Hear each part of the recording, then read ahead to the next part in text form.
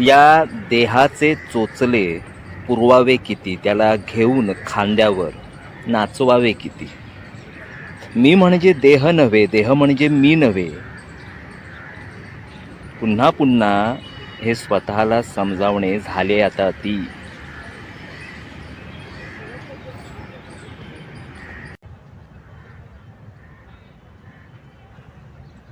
देह म्हणजे घाण नुसती, षडरिपूंची बकाल वस्ती. देह म्हणजे थिल्लर चाळा, उकिरड्यावरचा गटार पसारा.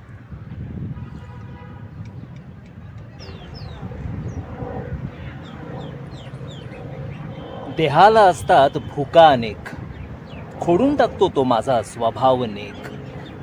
भूक लागली या देहाला पोचण्यातच माझी उमर सारी सरली.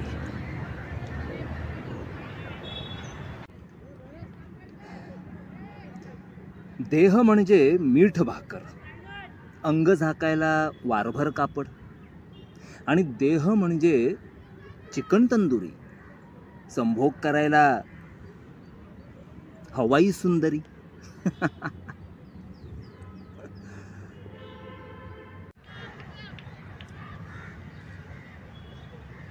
देह म्हणजे शेंबूड, देह म्हणजे गू,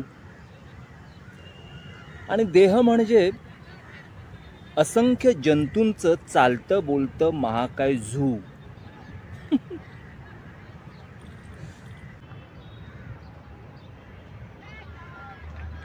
देह म्हणजे नाटक सिनेमा, देह म्हणजे सर्कस जम्बो, देह म्हणजे हिरोईन टकाटक, आणि देह म्हणजे सिगारेट भकाभक.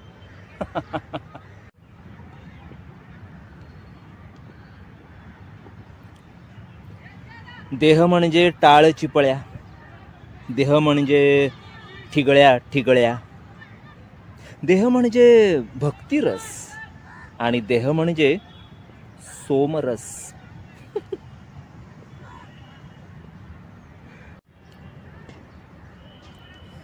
देह म्हणजे गुगल गाय, गुगल गुगल, गोगल नाही गुगल. देह म्हणजे गुगल गाय, देह म्हणजे दुधावरची साय, देह म्हणजे अत्तराचा फाया, आणि देह म्हणजे सडलेली काया.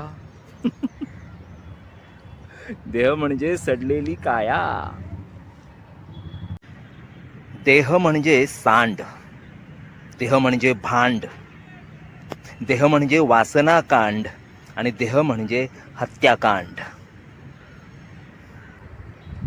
देह म्हणजे अभोगी, देह म्हणजे संभोगी, देह म्हणजे ज्ञानयोगी, देह म्हणजे कर्मयोगी. देह म्हणजे अफाट श्रद्धा, देह म्हणजे अंधश्रद्धा, देह म्हणजे नैवेद्य, देह म्हणजे हकीम वैद्य.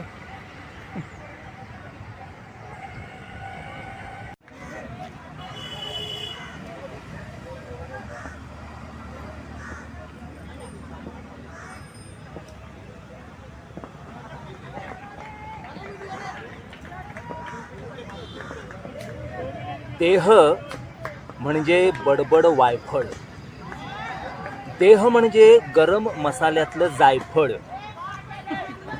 देह म्हणजे वायफाय, देह म्हणजे हाय काय आणि नाही काय.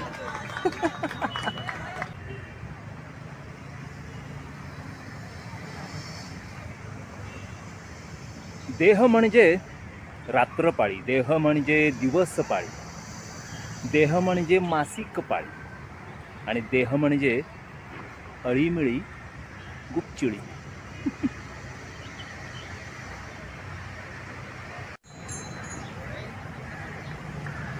देह म्हणजे सण सारे, जिथे फिके पडले चंद्र सूर्य तारे.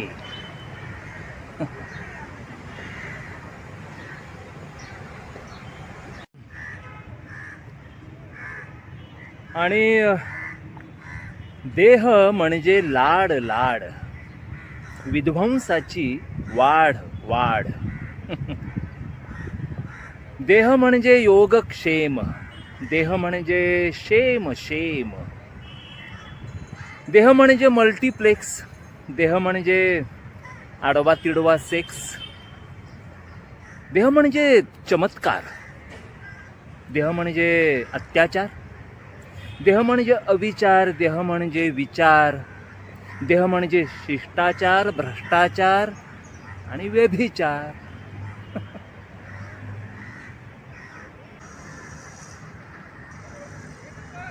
देह म्हणजे रांड, देह म्हणजे भडवा, देह म्हणजे आयुष्याचा घेतला घोट कडवा.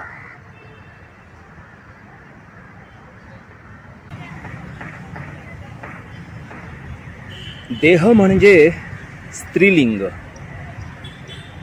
देह म्हणजे पुल्लिंग, देह म्हणजे नपुसकलिंग. लिंगांचा हा खेळ सारा. देह म्हणजे संस्कृतीचा पहारा.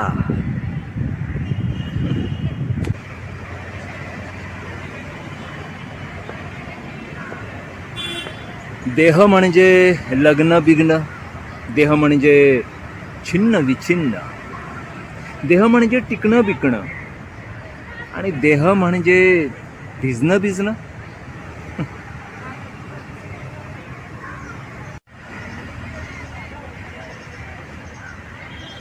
देह म्हणजे सनातनी, देह म्हणजे विज्ञानवादी, देह म्हणजे कर्मठ, आणि देह म्हणजे अल्बर्ट, आपला अल्बर्ट आइन्स्टाईन.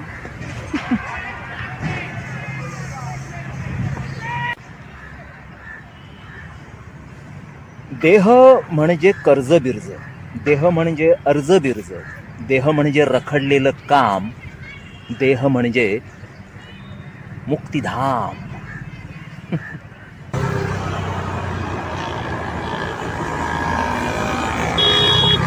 देह म्हणजे रामलीला, देह म्हणजे बुद्धलीला, देह म्हणजे कृष्णलीला, आणि देह म्हणजे लाली लीला. लाली लीला.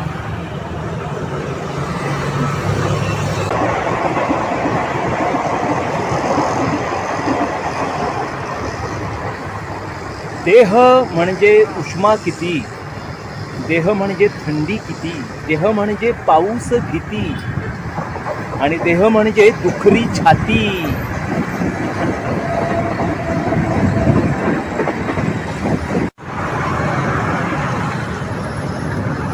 देह म्हणजे देश माझा, देह म्हणजे देश तुझा, देह म्हणजे तुकडे सारे जगभर विखुरलेले.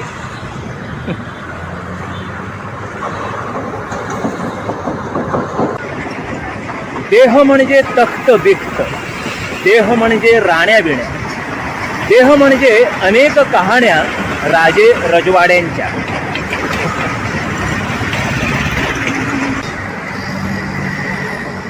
देह म्हणजे तुक्याचे अभंग, देह म्हणजे ज्ञानेश्वरी ओवी, देह म्हणजे वैकुंठवास, आणि देह म्हणजे एकांतवास.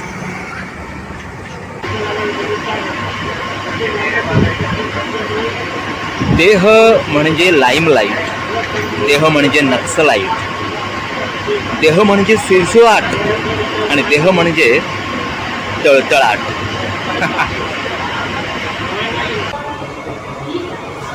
देह म्हणजे वाघ सिंह, देह म्हणजे लांडगी कुत्री, देह म्हणजे झाडं बिड, आणि देह म्हणजे कॉन्क्रिटीकरण.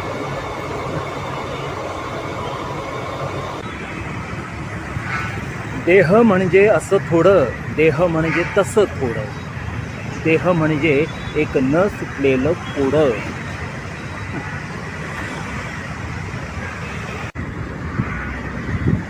आत्म्याचं आपलं बरं असतं, तिथे षड्रिपूंचं काही खरं नसतं. षड्रिपूंच्या चोचल्यांचं आत्म्याजवळ फक्त मरण असतं. म्हणून म्हणतो, देहाला लावावी काडी कावळ्याला दाखवावी वाडी आणि आत्मा होऊन जगावं या निळ्या छत्रीखाली. कारण मी म्हणजे देह नव्हे आणि देह म्हणजे मी नव्हे. वा, बऱ्याच दिवसांनी तुमच्या समोर नवीन कविता सादर करून फार बरं वाटलं मला. आणि तुम्ही पण शेवटपर्यंत व्हिडिओ पाहिलात म्हणजे तुम्हालाही फार बरं वाटलं असणार, नाही का? असंच प्रेम असू द्या. आणि आत्मा या शब्दाचा अर्थ चाणक्यांनी आपापल्या सत्सद विवेक बुद्धीप्रमाणे लावावा. हा, चला मग भेटू पुन्हा. वाटल्यास कविता पुन्हा एकदा ऐका. नवीन कवितेच्या निमित्ताने पुन्हा एकदा भेटू. Okay, bye, take care.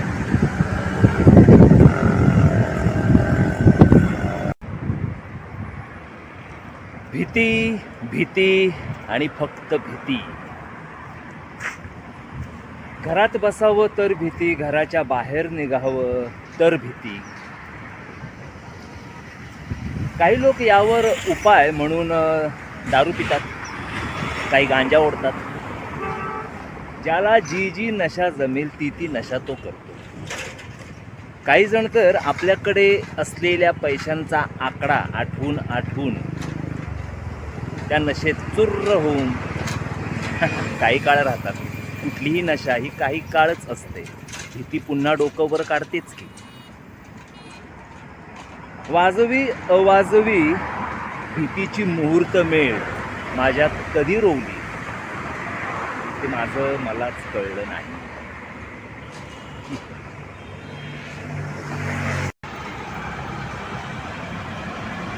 पाप पुण्याची, बऱ्या वाईटाची, स्त्री पुरुषांची, जातीपातीची, देवाबिवाची, धर्माबिर्माची आणि अशा असंख्य अंधश्रद्धाळू कळकट मळकट जीव घेण्या जळमटांची मुहूर्तमेढ माझ्या आयुष्यात कधी रोवली गेली ते माझं मलाच कळलं नाही.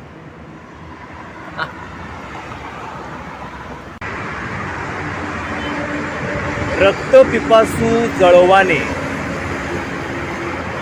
रक्तहीन शुष्क करून टाकावं शरीर, तसा निस्तेज प्राणहीन ओंडका होत चाललोय मी. कधीतरी कुणा एकीच्या गर्भाला फुटलेला हिरवागार जिवंत कोंब होतो मी, हे हळूहळू विसरत चाललोय. कारण काय? भीती. हळूहळू भित्रा होत चाललोय मी. मी म्हणजे आपल्या सगळ्यांना संबोधून म्हणतोय मी. ते गाणं माहिती आहे ना तुम्हाला? झटकून टाक जीवा दुबळेपणा मनाचा, झटकून टाक जीवा दुबळेपणा मनाचा. टाका टाका झटकून टाका दुबळेपणा, झटकून टाका, भीती घालवा.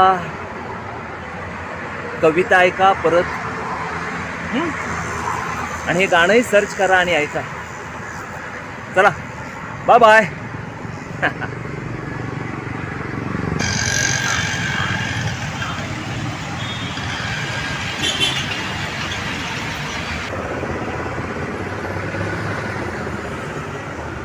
एकमेका सहाय्य करू अवघे धरू सुपंथ.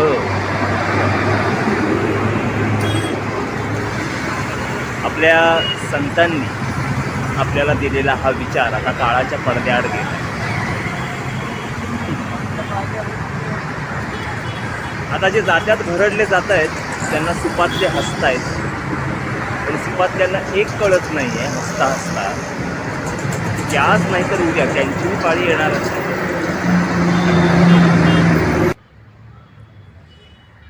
तुम्ही समजताय तेवढा मी प्रक्षोभक नाहीच आहे. प्रक्षोभक आहे तो माझ्यातला लेखक, कवी. माझ्यातला हा खदखदणारा लेखक, कवी वजा केला तर मीही तुमच्यासारखाच आहे की. उठ म्हटल्यावर उठायचं, बस म्हटल्यावर बसायचं, धू म्हटल्यावर धुवायचं, लोमतं काय म्हणून विचारायचं नाही. हे असले नाकासमोर चालायला लावणारे आणि खाली मान घालून जगायला भाग पाडणारे नॅरो माइंडेड मध्यमवर्गीय गांडूळ संस्कारच माझ्यावरही झाले.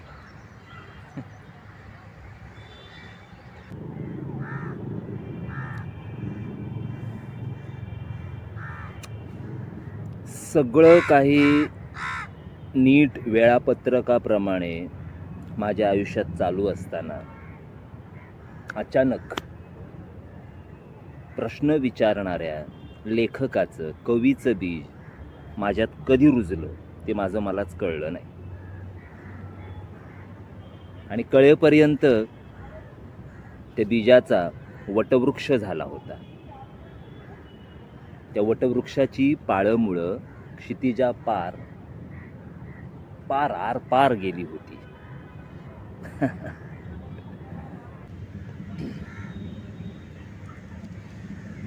तुम्हाला कधी पटतो तर कधी पटत नाही.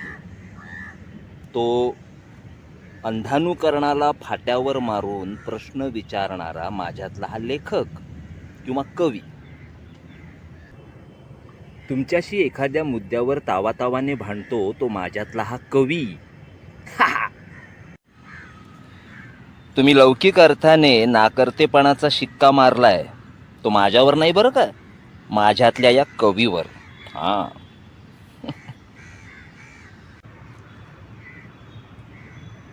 तुम्हाला नीतिमत्तेचे पाठ पढवतो म्हणून तुम्ही ज्याच्यावर रागावता तो षड्रिपूंच्या पायांशी लोळण घेणाऱ्या माझ्यावर नाही बरं का. तुम्ही रागावता ते माझ्यातल्या कवीवर. हां.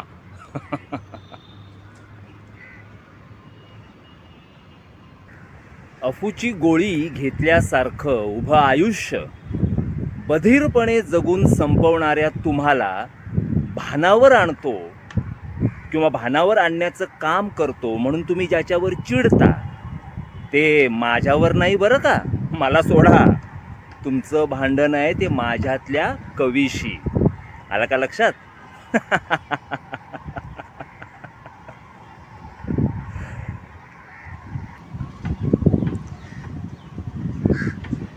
एकदा बैलपोळ्याच्या संध्याकाळी दारू पिता पिता हे सिक्रेट मी नाकासमोर चालणाऱ्या, खाली मान घालून जगणाऱ्या माझ्या काही मित्रांना सांगितलं. तर त्यांनी माझ्यातला हा लेखक, कवी मुळासकट उपटून टाकण्याचा ठराव पास केल्याचं मला काल परवाच कळलं.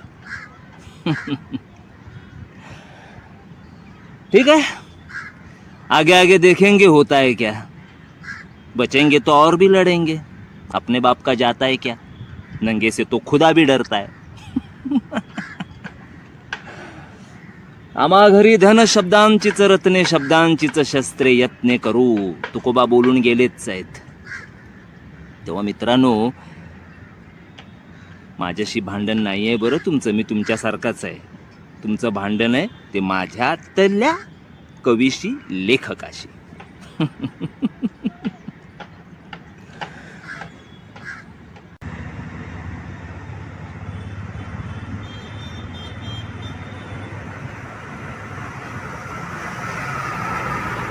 प्रातःकालीन विधी आटोपून मेडिटेशन केले नळाखाली बसून. मग नळातून पडणाऱ्या अक्षरांनी आंघोळ घेतली उरकून. मग नाश्त्याला अक्षरच खाल्ली पोट भरून.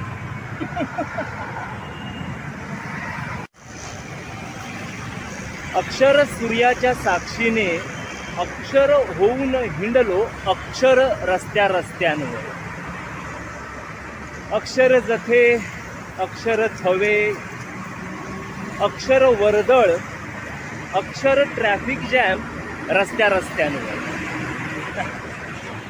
अक्षर गल्ल्या, अक्षर वस्त्या, अक्षर इमारती, गगनचुंबी गगनचुंबी इमारती. अक्षर.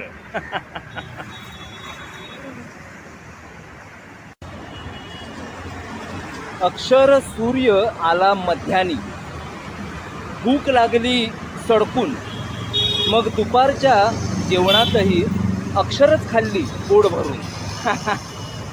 अक्षर ढेकर, अक्षर जांभई, मग अक्षर झाडाच्या आडोशालाच घेतली अक्षर वामकुक्षी.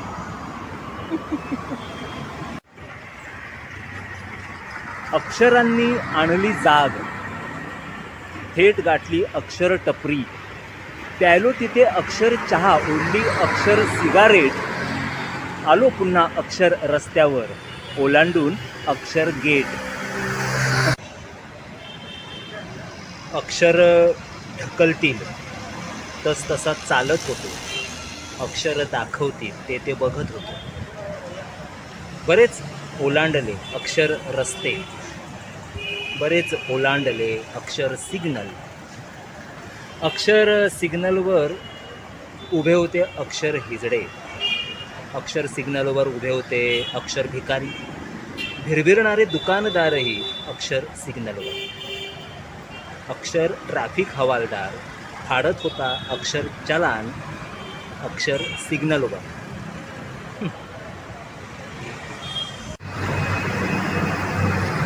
बघता बघता अक्षर दुपार टळून गेली, अक्षर सांजवेळ दाटून आली.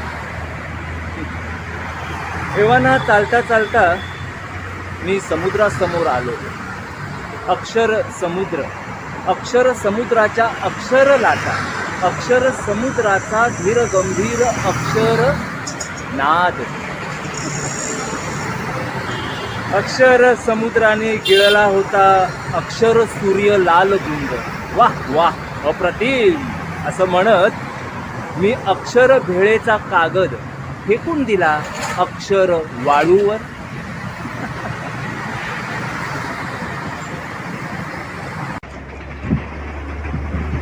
तिथून उठलो आणि आलो अक्षर रस्त्यावर. तितक्यात माझी नजर गेली अक्षर देवळाकडे जाणाऱ्या अक्षर हमरस्त्यावर. मग अक्षर पावलं आपोआप वळली अक्षर देवळाकडे. अक्षर देवळात गेल्यावर घेतले अक्षर देवतेचे दर्शन, अक्षर आरती ऐकली, अक्षर भक्त आळवणी पाहिली आणि निघता निघता अक्षर प्रसादही घेतला पुजाऱ्याकडून.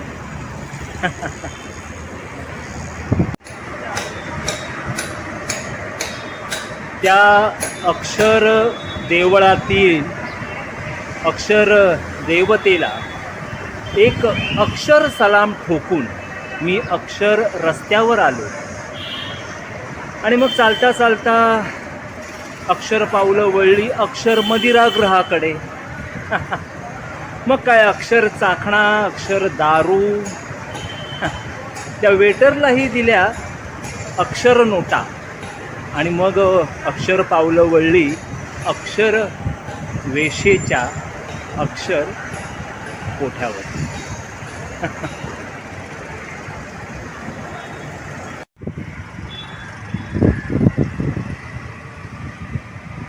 अक्षर वेशेच्या अक्षर कोठ्यावर भेटले अक्षर भडवे.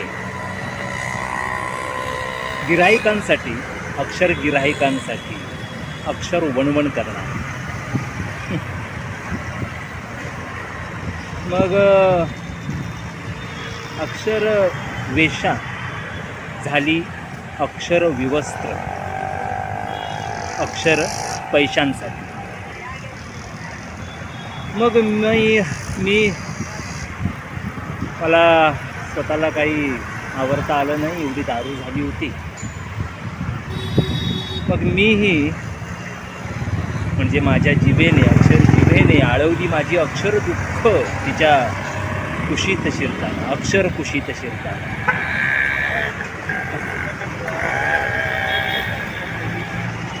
अक्षर वेश्या अक्षर पैशांसाठी अक्षर विवस्त्र झाली आणि मग अक्षर मिणमिणत्या दिव्याखाली झाला अक्षर वांजोटा संभोग.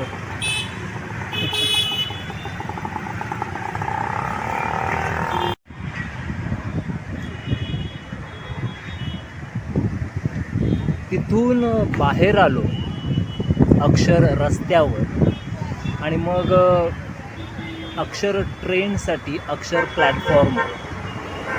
मग शेवटच्या अक्षर ट्रेनची वाट पाहत असताना शेवटची अक्षर ट्रेन माझ्यासमोर येऊन उभी राहिली. मग शेवटच्या अनैतिक गाळामध्ये मिसळून गेलो मीही. अनैतिक प्रवासी होईल, अक्षर अनैतिक प्रवासी होईल.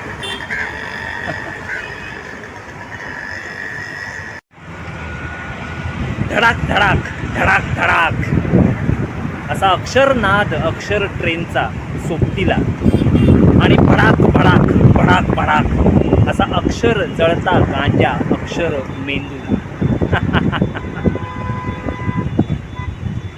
अनैतिक अक्षर अनैतिक ट्रेनने शेवटच्या अक्षर अनैतिक ट्रेनने अक्षर अनैतिक प्रवाशांना पोचवलं त्यांच्या त्यांच्या कपोलकल्पित अक्षर घरात.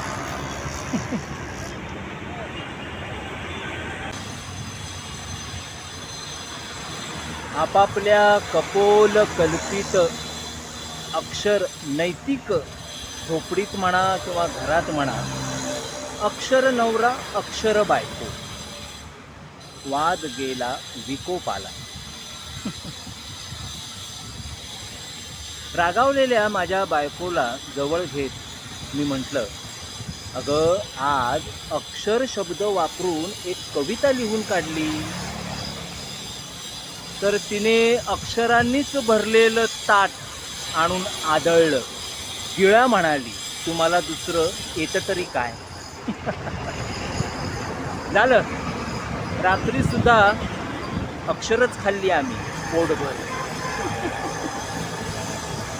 मग अक्षर बिछाण्यावर स्वतःला झोकून दिलं आणि सबंध शरीरभर अक्षर पांघरून घेतलं. पडल्या पडल्या मनात एक असा अक्षर विचार चमकून गेला की साला स्वतः एक अक्षरच बनून जावं.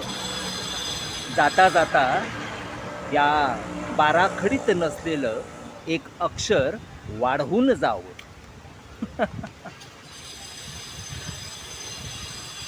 स्वतः एक अक्षर बनून जावं, जाता जाता बाराखडीत नसलेलं एक अक्षर वाढवून जावं. बघा, कविता आवडली तर उगाच डोक्याला त्रास करून घेऊ नका. आधीच काय आपल्या डोक्याला कमी त्रास आहेत सध्या. चला, बाय बाय.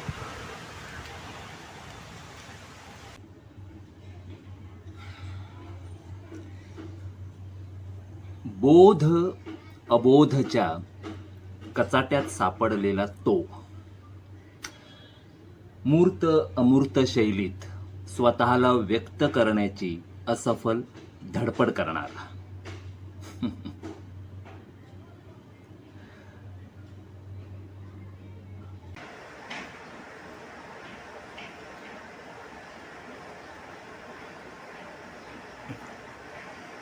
बोध अवस्थेत अमूर्त शैलीत एखादं चित्र रंगवावं तर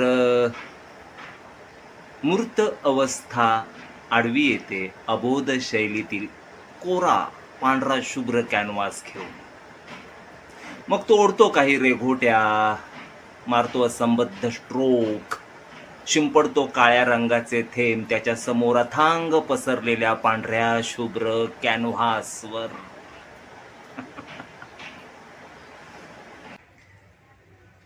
तो नाकारतो सगळी भौतिक सुख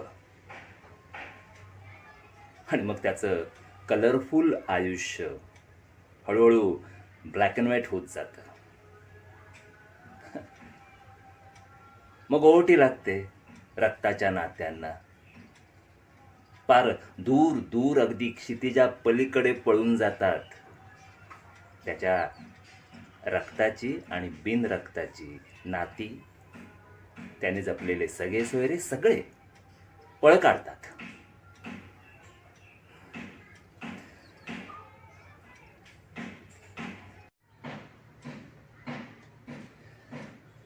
एकटा एकटा एकटा उरतो तो माणसांच्या या निबिड अरण्यात. एकटा उरतो तो.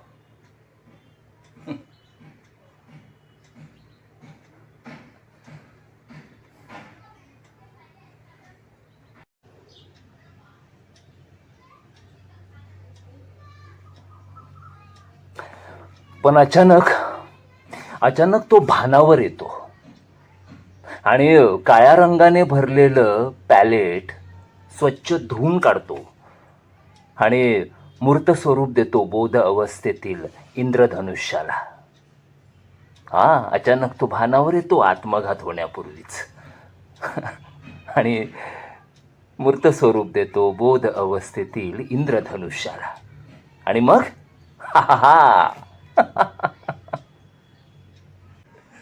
बघता बघता त्याच्या रक्ताच्या नात्यांना पुन्हा भरती येते. सगळे सोयरे त्याच्या हातात हात घालून क्षितिज न्याहाळू लागतात. इकडे तिकडे चोहीकडे आनंदी आनंदगडे असा कांठाळ्या बसवणारा जल्लोष सुरू होतो.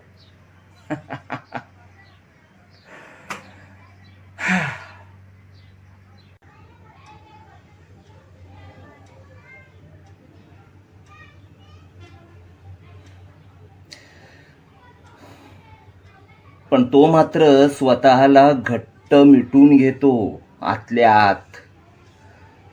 समाजाने आरंभलेल्या उत्सवाचाच एक भाग होऊन आणि मनातल्या मनात मनसोक्तपणे उधळण करत राहतो काळ्या रंगाची. त्याच्या समोर अथांग पसरलेल्या पांढऱ्या शुभ्र कॅनव्हासवर. त्याच्यासमोर हतांग पसरलेल्या अमूर्त पांढऱ्या शुभ्र कॅनव्हासवर. नाहीतर परत कळेल ना उत्सव करणाऱ्यांना.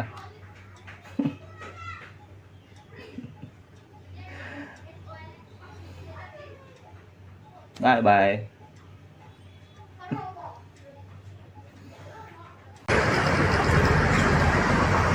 मोहम्मद आला. रिक्षावाल्याला म्हणाला सेंट जोसेफ चर्च. रिक्षावाला त्याला घेऊन हुर्रकन निघून गेला. Saint Joseph church.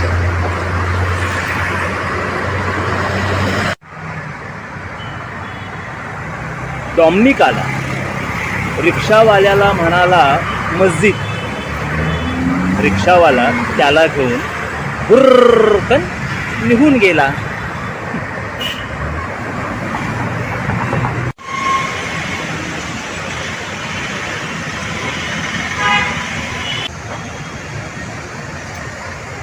गौतम आला. रिक्षावाल्याला म्हणाला राम मंदिर चौक. रिक्षावाला त्याला घेऊन हुर्रकन निघून गेला.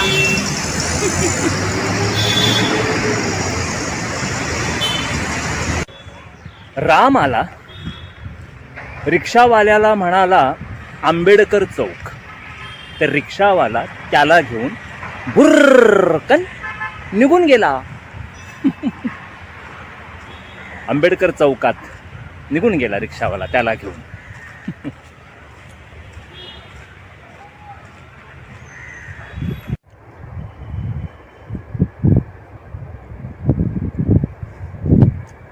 परमिंदर आला. परमिंदर आला. रिक्षावाल्याला म्हणाला इंदिरा गांधी चौक. तर रिक्षावाला त्याला घेऊन बुर्रकन निघून गेला. बरं, हे भुर्रकन काय माहिती आहे ना? तो रिक्षाचा आवाज येतो बघा. त्याला थोडंसं राईम होणारं साजेचं असं बुर्रकन. तर परमिंदर आला. रिक्षावाल्याला म्हणाला इंदिरा गांधी चौक. तर रिक्षावाला त्याला घेऊन निघून गेला. भुर्रकन.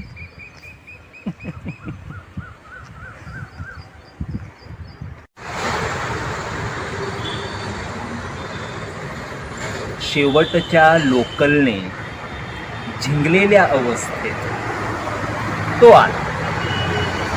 रिक्षावाल्याला म्हणाला दास कॅपिटल चौक.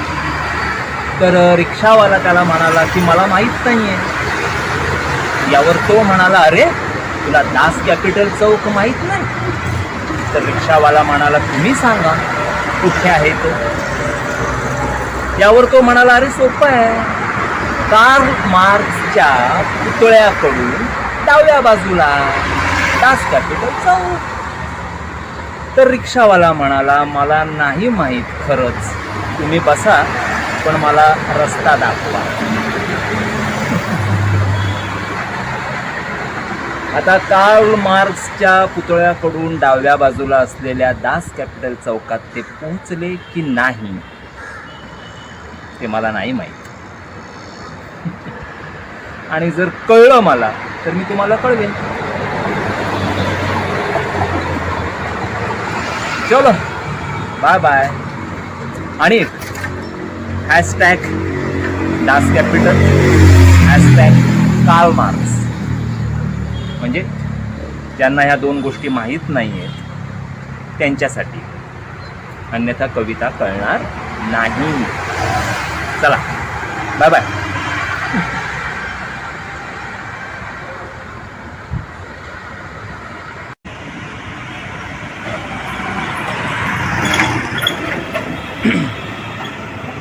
लहानपणी ना आम्ही शाळेत असताना लाकडी बेंच होते ना, तर एका बेंचवर 3 जण बसायचे. मग एकमेकाला धक्का लागायचा, समोरच्या डेस्कवर हात ठेवला तर तो एकमेकाच्या हाताला हात लागायचा. मग आम्ही काय युक्ती काढली, कर्कटक असतं ना कंपासमधलं कर्कटक, त्याने त्या बेंचवर अशा लाईन मारत्या 2, त्यामुळे ते डेस्कचे 3 भाग पडले. 3 मुलांचे 3 भाग. मग प्रत्येकाने आपापल्या भागात आपला हात सावरून बसायचं, असा नियम आम्ही केला. लहान वय होतं, डेस्कवर लाईन मारून सहज वाटण्या करून आपापला भाग आम्ही ठरवून टाकला होता, निदान आमच्या त्या डेस्क पुरताच. मोठं झाल्यावर कळलं हळूहळू की जगाच्या पातळीवर हेच चाललंय. बघा ना, भारत, पाकिस्तान, इस्रायल, पॅलेस्टाईन सगळ्यांनी आपापल्या बॉर्डर्स आखून घेतले. असो 35 एकर, कुठे एकरसाठी तर कुठे गुंठ्यांसाठी जागेवरूनच भांडणं चालू आहेत.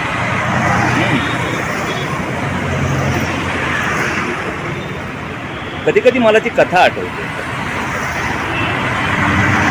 की आयुष्यभर कितीही धावपळ केली तरी शेवटी तुम्हाला जागा किती लागते, तर तुम्हाला जिथे पुरलं जातं किंवा तुम्हाला जाळलं जातं ती 6 फुटाची जागा, बस. That's all.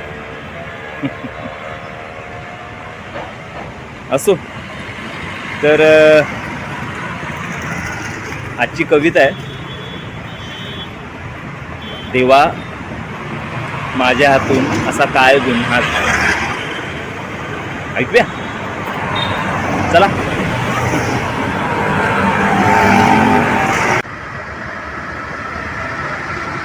देवा भगवंता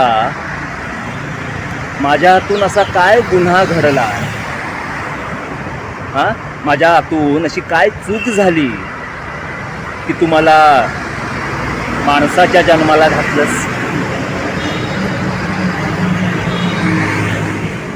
मंदिर, मस्जिद, चर्च, गुरुद्वारा न बांधता, त्यांच्यावरून दंगे धोपे न करता जगणारा कुत्रा, मांजर, गाढव, डुक्कर, हत्ती, बैल, अगदी मुंगी, कोणताही प्राणी व्हायला आवडलं असतं मला. माझ्या वाट्याला आलेलं आयुष्य जगून संपवायला आवडलं असतं मला. पण मग भगवंता, देवा माझ्या हातून असा काय गुन्हा घडला की तुम्हाला माणसाच्या जन्माला घातलंस.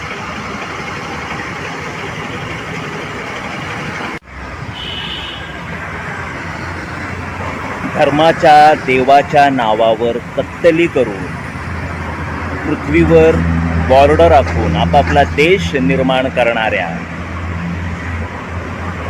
आणि तेवढ्यानेही समाधान न झाल्यामुळे की काय दुसऱ्यांच्या देशात घुसखोरी करणाऱ्या क्रूर मानवजाती मला का जन्माला घातलंस भगवंता?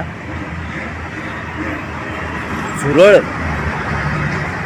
एखादं झुरळ म्हणून जन्माला घातलं असतंस तरी आनंदाने जगलो असतो मी.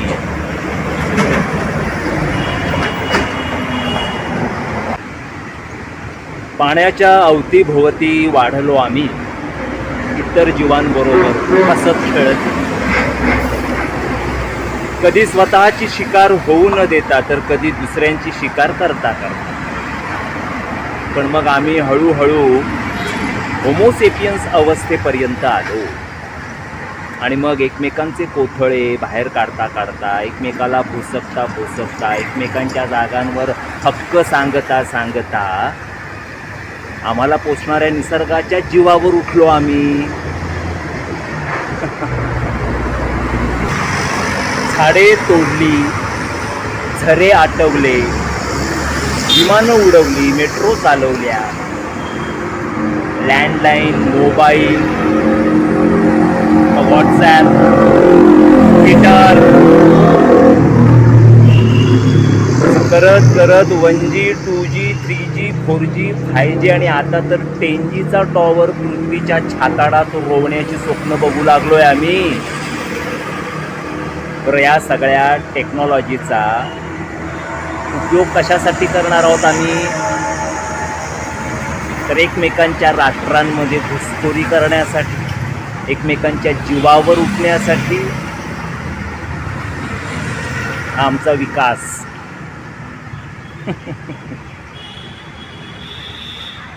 तेव्हा भगवंता कशाला रे, कशाला माणसाच्या जन्माला घातलंच मला? काय गुन्हा घडला होता, काय चूक झाली होती माझ्या हातून रे?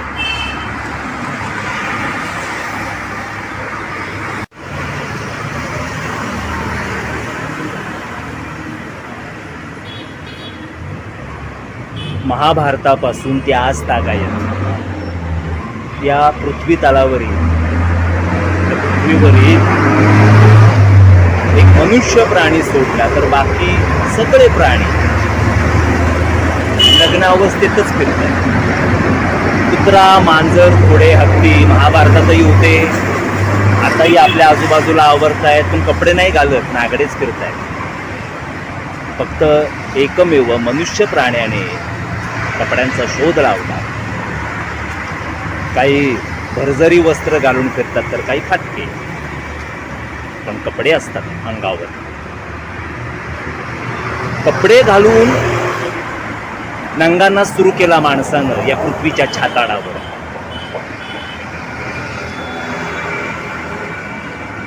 देवा भगवंता, अरे काय गुन्हा घडला होता माझ्या हातून की अणुबॉम्बचा शोध लावून विनाशाच्या तोंडावर पृथ्वीला आणून ठेवणाऱ्या माणसाच्या जमातीत जन्माला घातलंस तू मला. भारत, पाकिस्तान, इस्रायल, पॅलेस्टीन जगभर आहेत हे सगळे वाद जगभर आहेत. आज ना उद्या कधीतरी ठिणगी पडेलच. तिसरं महायुद्ध झालं तर मानवजातीचं काय भविष्य? आता कोरोनाच्या काळात तोंडाला मास्क लावा, 10 वेळा हात धुवा, सोशल डिस्टन्सिंग पाळा, क्वारंटाईन व्हा आणि आपला जीव वाचवा म्हणून सांगतायत. उद्या तिसरं महायुद्ध झालं तर माणसाने स्वतःला कसं वाचवायचं हे जरा सांगेल का कुणी? जरा आमच्या ज्ञानात भर टाकेल का कुणी?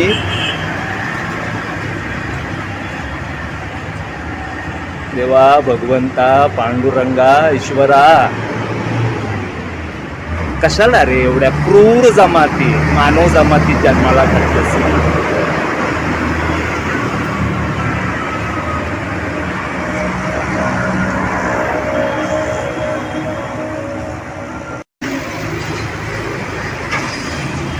पंढरपूरच्या विठोबा बरोबर गप्पा मारत बसलेला M.F. हुसेन, चित्रकार M.F. हुसेन काल माझ्या स्वप्नात येऊन गेले. पंढरपूरच्या विठोबा बरोबर गप्पा मारत बसलेला M.F. हुसेन काल माझ्या स्वप्नात येऊन गेला.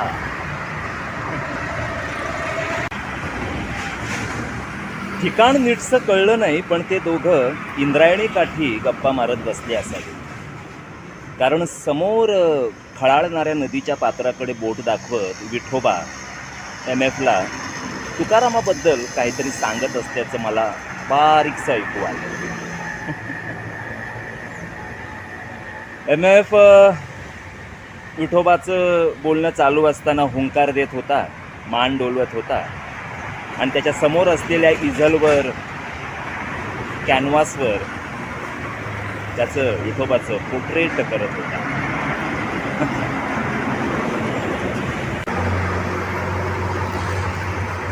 इझलवर ठेवलेल्या कॅनव्हासवर विठोबाचं पोर्ट्रेट काढण्यात गुंग असलेल्या M.F. हुसेनला ताटकळलेला विठोबा म्हणाला, अजून किती वेळ लागेल चित्र पूर्ण व्हायला? आटप लवकर. येताना रुक्मिणीला सांगून नाही आलोय मी. हा, आणि एक महत्वाची सूचना म्हणाला, माझं पोर्ट्रेट काढताना कपड्यांसकट काढ हो, नाहीतर मागच्यासारखा गोंधळ नको उगाच. आठवतोय ना मागे एकदा काय गोंधळ घातला होता असते. यावर M.F. ही हसला गालातल्या गालात.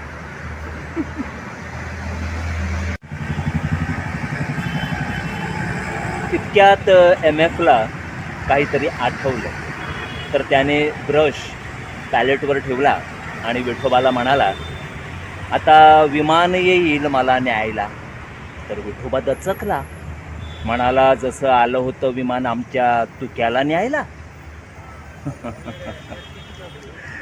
M.F. नाही म्हणाला. 7 मजली हसलाई आणि M.F. म्हणाला, नाही, अरे तुका गेला वैकुंठाला, मी चाललो लंडनला. एवढं बोलून M.F. तिथल्या तिथे अंतर्धान पावला. अचानक गायब झालेल्या M.F. मागे विठोबा ओरडला, अरे पण माझं पोर्ट्रेट. इतक्यात विठोबाला पुन्हा भक्ताची चाहूल लागली इंद्रायणी काठी, आणि मग विठोबाही गायब झाला. आला होता तसा निघून गेला.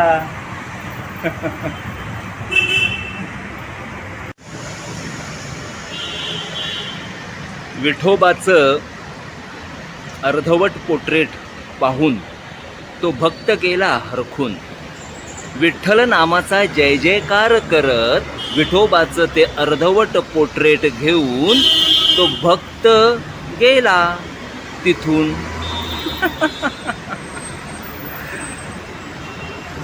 असा संपला अर्ध्यावरती खेळ तुकाराम ते M.F. हुसेन.